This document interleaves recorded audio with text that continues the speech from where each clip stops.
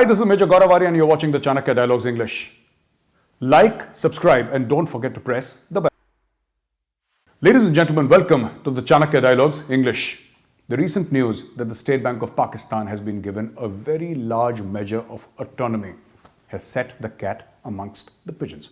The Pakistani media is baying for blood, saying that their country is now being run by the IMF and the Asian Development Bank and other financial institutions, that the country is virtually on remote control. What is the truth behind all this? I have with me today Sushant Sareen, who's going to explain what exactly is happening inside Pakistan and this entire financial edifice on which Pakistan is resting.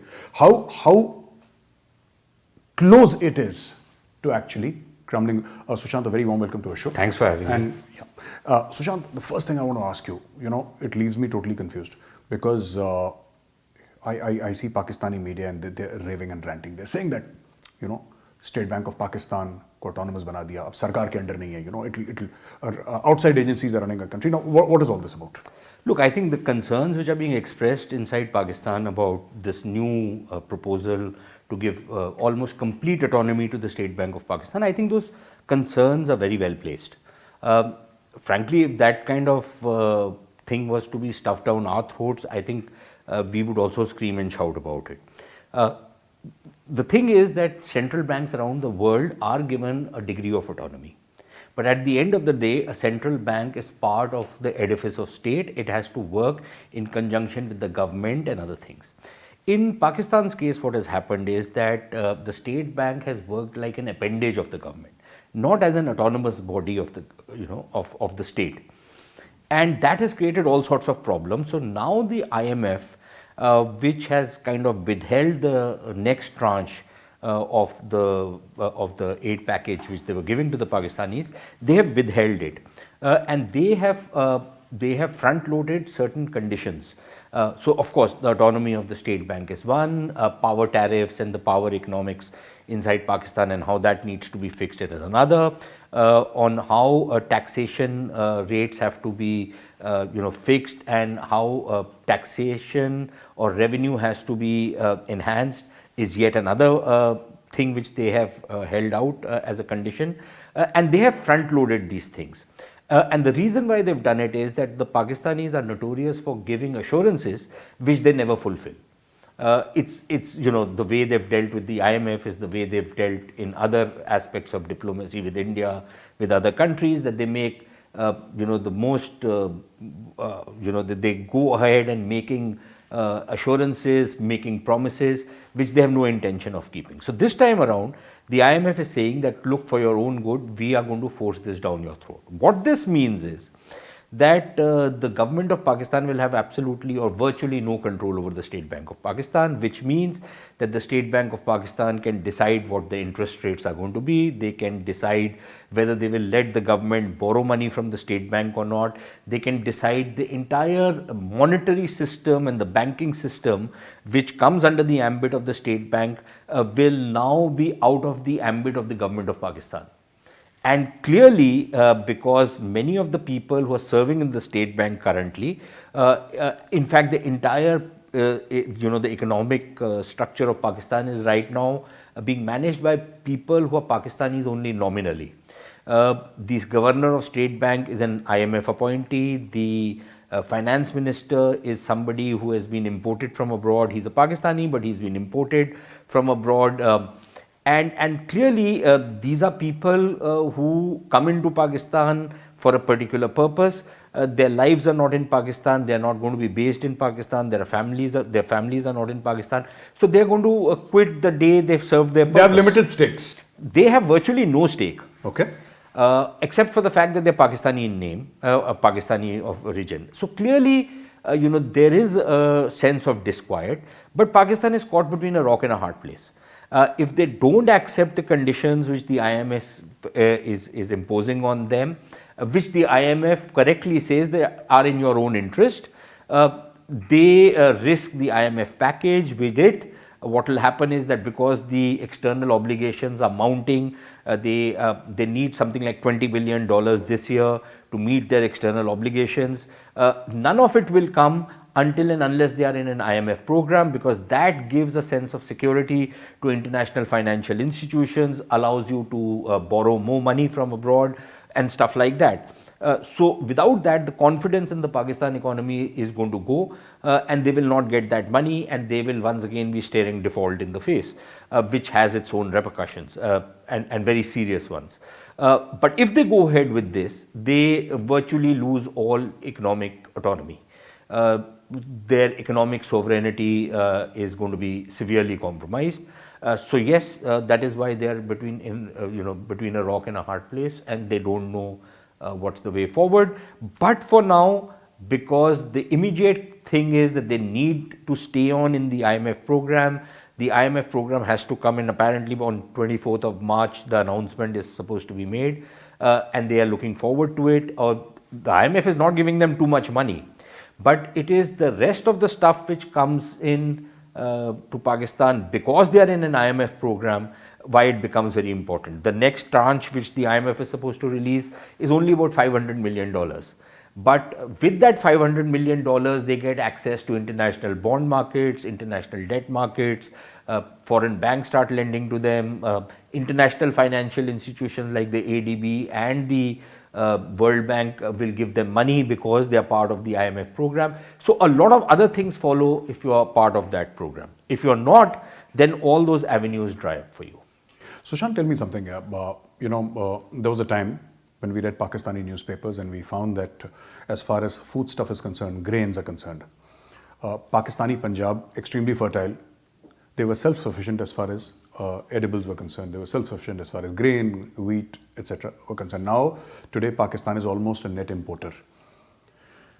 Why this slide into such, Pakistanis are very fond of saying, यहाँ पे 5 किस्म के मौसम होते हैं 12 किस्म nowadays Imran Khan has said there are 12 seasons in Pakistan. I don't know he can say anything to get away with it. 5 मैंने सुने थे, now it's apparently 12. Just a couple of days back he said we have 12 seasons. We have 12 seasons in Pakistan, absolutely, and he probably confused months and seasons. But yeah, so no, I want to ask you, why has this happened in Pakistan? Look, it's not happened overnight. There have been the agricultural sector in Pakistan has been ignored, number one, which is surprising because the bulk of the political leadership actually comes from rural areas. Even now, although Pakistan has become much more urbanized than it was, and there are some estimates that almost 40 to 45% of the population now lives in urban or semi-urban areas, and yet the representation from the rural areas is very high, and these are farming communities, especially in Punjab, and yet they have completely messed up their agricultural economics. Now, some of it is for reasons of climate change, some of it is for reasons of the way they mismanage their resources. So, for example, the canal system which is out there, what that has led to is a lot of water seepage has happened on land. So, the requirements of water have increased exponentially because what has happened is leaching has started taking place in the land. The salts have started coming up. So, they need to first wash the land before they can sow it. So, the water requirements are doubling, So, those are some of the reasons. But then, price signaling is a very important thing. And frankly, they have strangulated the agricultural sector.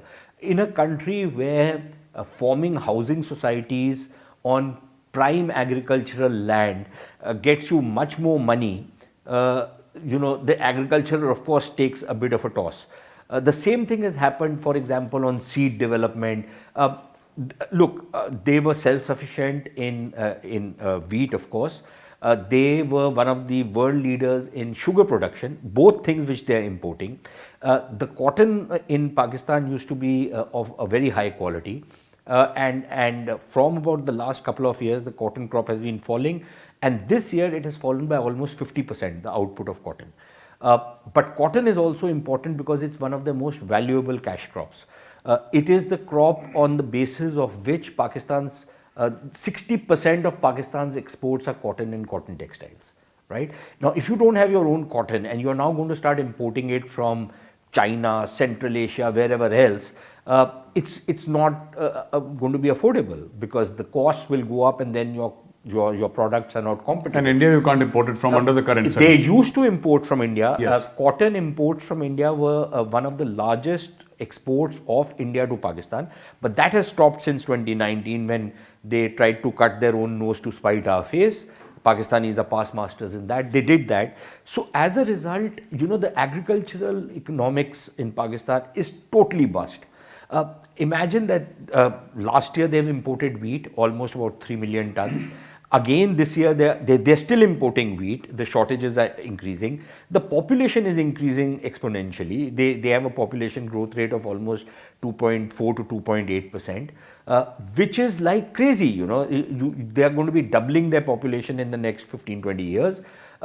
It's really creating enormous amounts of problems for them in terms of resources. And your agricultural productivity has just not kept pace. If you look at the data of agricultural productivity per acre between the Indian Punjab and the Pakistani Punjab, it's almost half of what the Indian Punjab is producing, whether it's on wheat or rice. So clearly, the price signaling has been bad. The kind of support systems which the farming community needed to be given is non-existent. Agricultural markets are broken. So it's been a combination of factors why the state of agriculture is what it is. Absolutely. In fact, I was going to mention about how on the 31st of March, the farmers are going to go to Islamabad, there's tractor rally and all that, MSP though. And that will be a test case, not just for farmers, but that will be a test case for the Pakistani political leadership. People like your friend Fawad Chaudhry, with whom you've had these Twitter spats, and some of the others, because they've been taking enormous amounts of pressure because farmers from a few districts in India have been agitating and blocking roads and stuff. And they have been really lauding the tractor marches in India. Well, let's see when the shoe is on the other foot, how it pinches them. Let's see how they deal with this particular issue. Normally, the way they deal with it is by browbeating them, by threatening them, by trying to snatch away their land, all sorts of other shenanigans which the Pakistani deep state is infamous for. But I think this will also be a test case on how they're going to handle this particular agitation. Absolutely. Sushant, my next question to you is, about the power tariffs in Pakistan, because we were having this conversation before we started recording, and you say that now maybe the supply situation is not so bad in Pakistan, but why is power so expensive in Pakistan, and why are the systems crashing? Is there a legacy problem in Pakistan? Is it mismanagement? Is it IMF? I'm not able to put my finger on it. It's not IMF. The IMF is only insisting that this phenomena of circular debt has to be addressed, because it's a huge fiscal overhang in Pakistan. They've tried to brush it under the carpet by forming a company which has been holding the debt. But at the end of the day, if there is a debt which is mounting, somebody has to pay it. Just because you make a company and you shift all the debt onto that particular company doesn't solve the problem. So the IMF is just saying, get your energy economics in order. That is all. And if that means that you have to raise tariffs, please do that. If it means that you have to withdraw certain exemptions or certain subsidies, please do that. But you have to match the books as far as electricity tariffs are concerned. The problem is partly mismanagement, partly corruption, and partly legacy issues.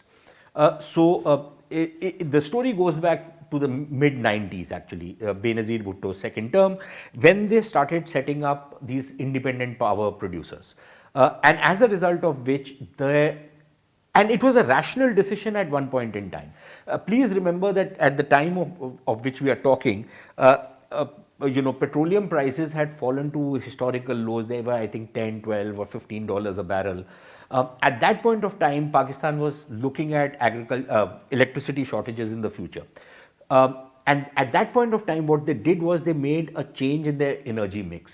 Bulk of the electricity was being produced by hydropower, and the rest of it by thermal. By thermal, they don't mean coal, they mean stuff like oil and fuel oil and stuff like that. So they moved from hydropower to thermal power. And that was the energy mix change. But at that time it made sense because it was $10 or $12. when suddenly it shot up by 2007, and that is the cutoff point where the energy economics went bust. 2007, Musharraf was in power. There were elections likely to happen, but the petroleum prices had started skyrocketing around the world. Musharraf, because he wanted his king's party to win, did not allow electricity tariffs to be raised accordingly. As a result, what happened was that by the time the People's Party government came in, there was this concept of circular debt which mounted. Circular debt basically means that the monies which are collected by supplying power is not enough to pay the power producers or the fuel suppliers. So that I don't pay you, you don't pay him, he doesn't pay her, she doesn't pay me. So that whole cycle keeps increasing. And that has been virtually doubling, if not more, every 5 years. So by the time the People's Party left, they had about 450 billion rupees of circular debt. Nawaz Sharif's government came in, they didn't fix the problem, but they paid off the entire circular debt in one go, right? But by the time they left, it was almost ₹1 trillion. Within 2.5 years of Nawaz Sharif's government going, or the PMLN government going, the circular debt rate figure has now reached $2.4 trillion. My God. Not dollars, sorry, rupees, right? So that's the exponential way it's rising. But the legacy issues come in because at the time these power plants, independent power producers had come in, those contracts, they might have been paid marginally more, but the contracts were according to international standards. And they have something called capacity payments which are built into the contract. It's a kind of a security or kind of a guarantee which is given to a power producer that you have a certain capacity plant which you are setting up, there will be a certain minimum guarantee which you will be paid regardless of whether we take power from you or we don't take power from you, right? Now, so one is that legacy issue. The other issue is of not recovering the money from the people whom you are supplying power. And bulk of the problem is government departments which are not paying their share of the bills. And the third problem is, of course, the fact that fuel prices are rising. There have been times when fuel prices have reached $130, $140 a barrel. And if you are making electricity out of gas or out of oil, yes. They still have diesel power plants, which is the most expensive power you can ever produce. So I think all of those factors have kind of jumbled up. To compound the problems, they have gone in for more thermal power plants with the Chinese under the CPEC projects, right? Those projects have still not kicked in. And they have, with the other independent power producers, you can keep, fobbing them off. The Chinese insisted right from day one that you have to have about 22% a kind of an escrow account or a revolving fund where our charges will come first before anybody else gets paid. That's the terms on which the Chinese signed these deals. So the Chinese projects, once they kick in, there is going to be hell to pay. Again, the Chinese projects are understandable. When they came in, Pakistan was having massive energy shortages. Today they have excess capacity. But excess capacity means capacity payments. And clearly they really have no answer to these problems. All these contracts are not subject to the jurisdiction of Pakistani courts. They're subject to international arbitration. Every time Pakistan goes into international arbitration, they lose the case. So it's one big mess. Now as a result of what is happening, because the IMF is telling them, please recover the money for the electricity that is being generated, they are being forced to raise tariffs. Tariffs already are very high. The average tariff rate, and this does not mean the peak tariff rate or the bottommost, the most subsidized rate, the average is about 15 to 16 rupees, which is expected to go up to anything between 20 to 24 rupees over the next 5 or 6 months, which means that the highest tariff rate on the margin will be something like 30 rupees. The lowest one will be something like 10, 11 rupees, which for somebody who is going to be only supplied 50 units virtually, on that subsidized rate, or 100 units, it's not enough.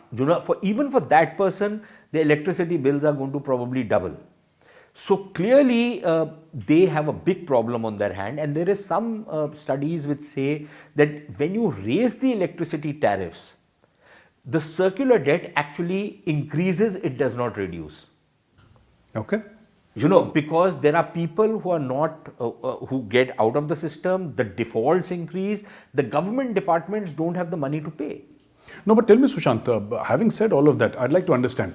This you're speaking from the point of view of a common Pakistani, let's say 11 to 12 rupees, and at the bottom of that entire rainbow, and you also have 30 rupees, 5-6 months down the line. But what about the power being used by commercial enterprises, factories, and all that? Yeah. So obviously, for some of the commercial units, factories and others, they've tried to give them some kind of a subsidy. They've said power increases will not be applied to these particular people. But again, the mismanagement part comes in. Assurances are made. For the example, the textile exporters, the textile mills, they've given them assurances so that exports will increase. But they complain that either we are not getting the power, or if we are getting the power, you are billing us at still the old rates. And now if you are going to increase rates for everybody, then why will you not increase rates for these people? But if you increase rates for them, their competitiveness goes down, which means that the products which they are making for export, and export margins are not very high, the margins come down or they virtually become unaffordable to export. So it's one big cycle, vicious cycle, and there doesn't seem to be a way out anytime soon. Thank you for speaking to us, Sushant. Ladies and gentlemen, with Sushant Sareen, and he explains about the State Bank of Pakistan. It's being given a very, very large measure of autonomy within Pakistan. Their entire power structure in Pakistan, the electricity power structure in Pakistan, about to collapse, where electricity is available. It is so expensive that the common man cannot afford it, and how it, in a larger context, impacts Pakistan as a country, as a people, as an economy. Thank you for joining us. I'll see you next week with another special guest. Till then, for my team and I here, thank you for watching the Chanakya Dialogues English.